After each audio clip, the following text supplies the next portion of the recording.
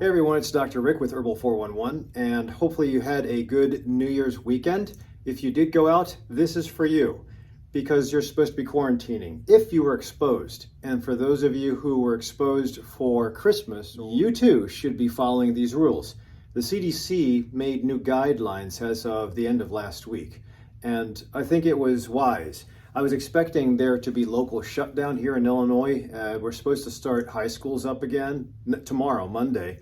And I thought with the speed at which the surge was occurring here and the exposures of positivity rate, actually I was unsure about what would happen. But in the past, when there was a rapid surge, there's usually a concurrent surge in the ICUs and the emergency rooms, and you can't clog up those. Those are life-saving. So that's when mitigation factors as far as restrictions occurred. Now, if you follow the data, whether you follow local data, if you trust it, or you follow the data that was released from South Africa. South Africa went up, this is about 8 weeks ago. They went up with their positivity rates and then went down really quickly. But their death rates kind of stayed flat. To me, that says that there's high infectivity. This thing will transmit rapidly. Now, thank God, this Omicron doesn't seem too bad. However, again, we'll have to see how it pans out. South Africa is totally different than us. South Africa doesn't have the resources that we have. Their vaccination rates are very low, but yet they went up and they went down and the death rates stay the same.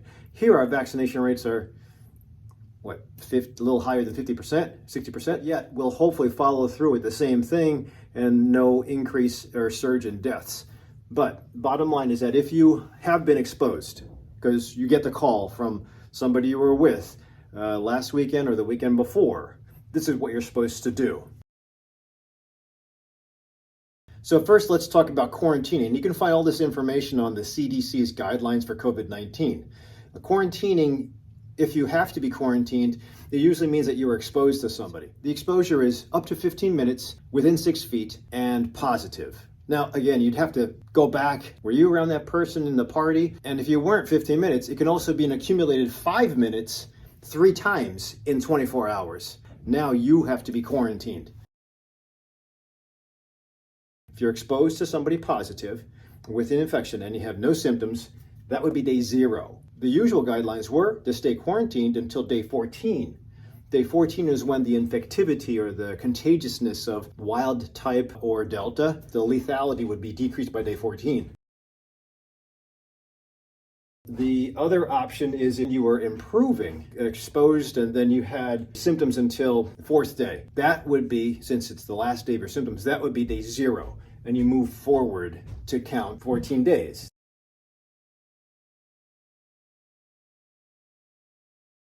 Now you can actually shorten that, and I'll talk about that in a second. Regardless of the 2 tracks, with the availability of the test kits, they're supposed to be free, but last time I had to look for a place, it was very hard to find a place at Walgreens and CVS. You have to reserve, and they were out. Now you can go buy your own kit, $25 a pop. The Omicron options, because Omicron, again, its infectivity is less as far as duration of contagiousness. Severity, if you get it, is less. Even if you're unvaccinated, there are some options that we can play around with, and that's probably why local authorities are not canceling school tomorrow. The options for Omicron are, if you're exposed, you can go to day 10 and then go out in public by day 10 if you have no symptoms. You don't even have to get tested, but you can go out and play.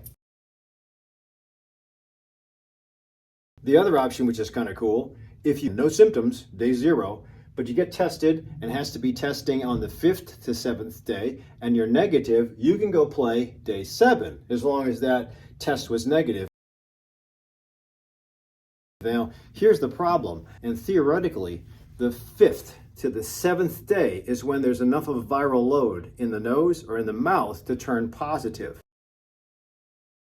Now, if you test immediately, like a friend of yours tests positive on the 1st of January or 2nd of January, and then they tell you, and then you go out on the 3rd of January, you might not have had the time period necessary to develop a massive amount of virus. So you might, by default, test negative. So what you're supposed to do is follow the guidelines, stay quarantined until the 7th day. You can always call your doctor for suggestions on how to apply them to your case, especially if you're breastfeeding or if you're a healthcare professional. Healthcare professionals have different options because everybody's getting exposed now. Hopefully, with all the people that are vaccinated fully and or the people that have been infected, you tested positive with a viral test and recovered with Omicron, we're going to have enough exposure, infection, and or protection that this is probably going to be the herd immunity that we wanted. Other options for Omicron would be if you are fully vaccinated. For Pfizer and Moderna, that's 2 shots and a booster. For J&J, that's 1 shot and a booster. That's fully vaccinated. From day 0, you do not have to quarantine if you're fully vaccinated. A benefit. You still should wear your mask indoors when you're exposed to other people. You should still get tested on the 5th to the 7th day. The other option too, if you are not fully vaccinated, for my patients that are anti-vaxxers, and that's okay, I honor you, but you had the infection diagnosed by viral swab in the previous 90 days, and you don't have any symptoms, you too don't have to quarantine. Cool. Everybody should still get tested no matter what if you're exposed on day 5 to day 7. Please remember that. Some places you have to reserve, so think ahead, especially if you have to get back to work. They might have their options and they might not agree with the CDC, but you have to work within both worlds. Healthcare options and, believe it or not, breastfeeding options. You can look it up on the CDC's guideline or the CDC's website. You'll have to search a little bit because there's a lot of information. So hopefully this gives you a little bit of an idea what to do, and I'm sure this is going to change again in the next 2 weeks as the surge continues, because I think it will, right before all the kids get back to school or leave for college again, because of the massive exposure, seeing friends, high five, doing shots, being in close quarters.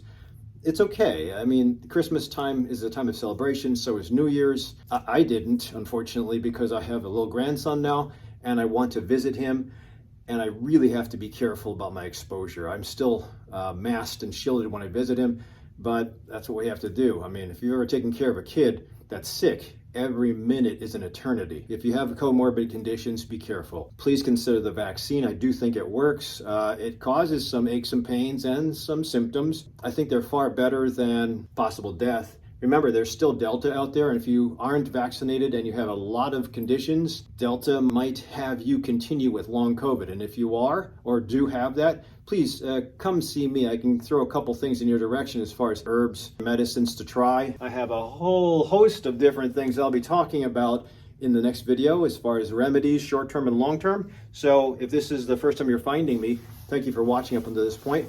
But think about subscribing or sharing this with other people. And leave a comment down below on what you think about the guidelines. And I'll see you at the next video.